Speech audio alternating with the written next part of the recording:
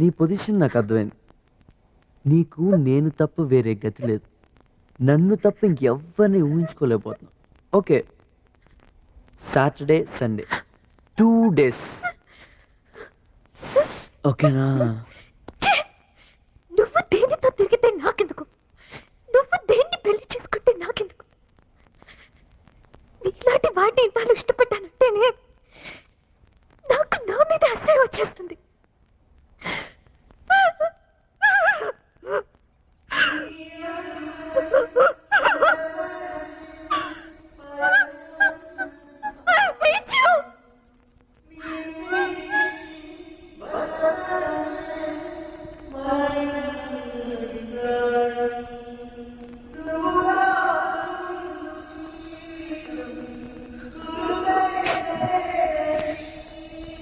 నాకు 40 లక్షలు